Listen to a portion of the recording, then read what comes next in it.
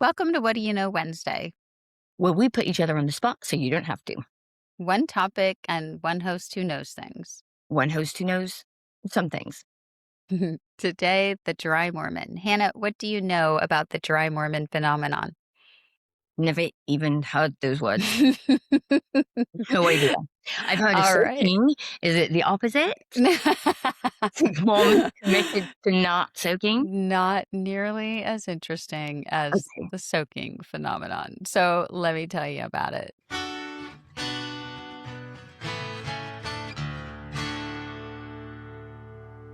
New York Magazine ran a cover story in February of this year declaring America is in a second Mormon moment. It was written by Bridget Reed. There's a line in there that got me. It's the face of Mormonism used to be men in white shirts with name tags. Now it's women with flowing hair and flawless skin in outfits that, her words, certainly don't accommodate official undergarments, if any. All right. So Yeah. that makes So sense. Just trying to the see where the dry comes in here. hmm The first Mormon moment for context was 2011 when the Book of Mormon, the musical, was a hit on Broadway, right? And Mitt Romney just happened to be running for president at that same time. The church got turned into a national punchline then. And this time around, they didn't do anything. The women did it for them. Yeah, there's been a lot of notable Mormon women on our screens for hmm sure. Right. There's Ballerina Farm, Hannah Neeleman. She's a Juilliard trained dancer. She's got 10 million Instagram followers, and she's got 8 kids and is pregnant with the ninth. She lives on a 328-acre farm in Utah. So this woman competed in the Mrs. World pageant 12 days after giving birth to her eighth child. 12 days. And her words to the New York Times about it was that, well, I was still bleeding a little. So there's also Taylor Frankie Paul. She's the engine behind Mom Talk, the face of Secret Lives of Mormon Wives, and she was cast as the Bachelorette. The season was already filmed, the premiere date was set. ABC pulled the whole thing 4 days before it aired because TMZ dropped a 2023 video of her throwing chairs at her ex-boyfriend while their daughter watched. And one hit her while she was on the couch. I've seen That's the terrible. video. We'll cover that. So, the term a dry Mormon is someone who lives the Mormon lifestyle. No alcohol, no coffee, clean eating, modest fashion, community first values, but without being Mormon. Some were never Mormon at all. They found the aesthetic on TikTok and they stayed. Right. So odd. So it's Mormon lifestyle without the theology. hmm So, let's look at what this means. So, dirty soda. It's Mormon in origin. That's soda and cream with flavored syrup. The classic is a Diet Coke with half and half and a flavored syrup, which personally makes me want to gag.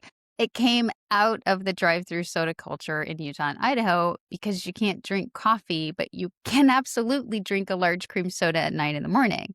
So Swig, Sodalicious, these are chains for dirty soda, and they have lines around the block. The Stanley Cup crowd found it, and so it's everywhere now. Okay. While all of this is happening outside the dirty soda thing, the Ballerina Farm influencer, Taylor Frankie Paul, inside the church, numbers are moving in the other direction.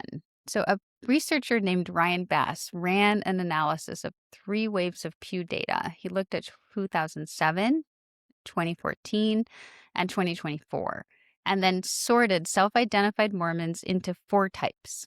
In 2007, about 2/3 were what he calls devout traditionalists. So, the Mormon that you and I The know. TBMs. Yeah. By 2024, that appears to be down to about 1/4. Here's what he had to say about it.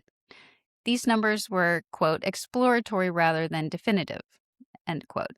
So the trend is real, even if the exact numbers are not. So between 2007 and 20 and now, it's gone from 2/3 to 1/4 Mm-hmm. who identify as TBMs. Okay, that's really interesting. Yeah, really So interesting. it's not just about numbers, but about uh, intensity. Yes. And so What's really interesting to me here is the fastest growing category is now cultural Mormon. They're people who show up occasionally, they believe loosely, don't really engage with the doctrine. That's about 27% now. And then there's a small group, about 6%, who doubt that God exists but still identify as Mormon. They haven't left, they just stopped believing. Is that what they call, is it like PIMO? Partly physically in, mentally out. Yes, yes, Okay. exactly. That's a great descriptor. So the Okay, church yeah, so I see on Reddit a lot of people will describe themselves as physically in, mentally out, and I can see that 6% being people whose spouses, is it people who are they're mentally out, but they keep going because it works for their relationships or keeping the and peace? their social lives, and for some, probably even employment because they may be employed That's by the church or Yeah, by a member of 100%. the church. That's Yeah. a very good point. So what is the church doing about all of this? Well, not a whole lot. The Church of Jesus Christ of Latter-day Saints has spent years fighting the word Mormon officially until they decide to sue Mormon Stories. Russell Nelson made it a whole thing, right? He said the Lord is displeased with the nickname, use the full name, and so people stopped. Victory for Satan. And then the Mormon influencers kept the word and turned it into a lifestyle category that the church has no control over. Mm. So the church gains nothing from a dry Mormon. They don't get tithing. There are no temple recommends, no callings, no hours of free labor. The transaction that makes the institution run doesn't happen if you're a dry Mormon. And the cultural soft power, the wholesome branding, the family first image, the clean living content, that is still circulating. So they do get the reputation, but not the revenue and no ability to correct any of it. I wanna know what the dry Mormons get out of it. I mean, is it just like a health thing? Clean, like you said, just a discipline?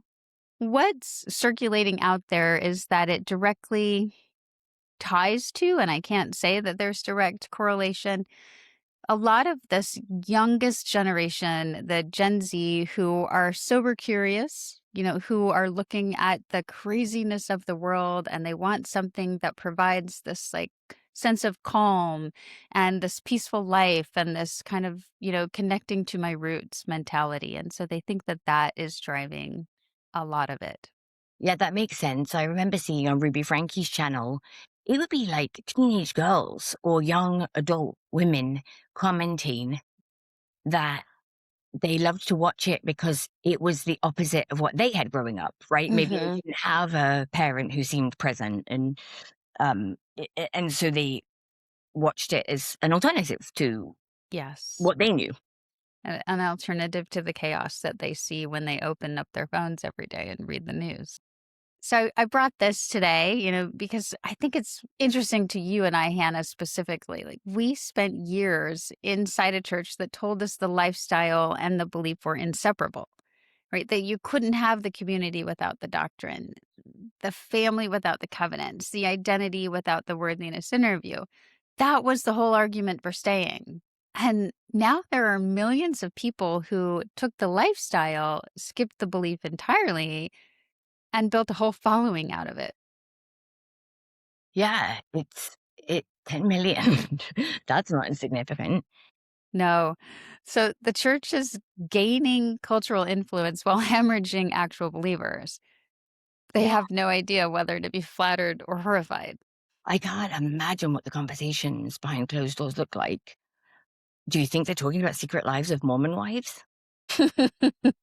Do you think they have a favorite cast member? I don't Oh, know. definitely. I definitely do think that, yeah. No, I just imagine they're sort of thinking, how can we, being a massive PR machine, either leverage this to our advantage or prevent it from doing damage? I know that the church is using social media as a massive missionary tool. I just can't believe it's effective, but it And is. But apparently it is. But Yeah. apparently it is, exactly. And so in this day and age, I think that speaks to what we feel like we're missing, right? In our secular society, this kind of goes back to what Alain Baton says about like religion for atheists, where it's like we still have needs of community and togetherness and belonging, and maybe this is just meeting some of those for people. Yeah. It could be. But whatever the reasons, the dry Mormon phenomenon sure is interesting. So, Now I know what a dry Mormon is. mhm, indeed. That's it for today. Thank you for listening to this week's What Do You Know Wednesday. We'll be back next week with another scintillating topic. Absolutely. Until then, we so appreciate you listening. And if you could go ahead and hit like and subscribe, that would be just worth $1 million to us. It really would. Find us on postmormonpostmortem.com or on the socials at postmormonpostmortem. Hannah, before we go, sorry for what I said when I was Mormon. I too am sorry for what I said when I was Mormon.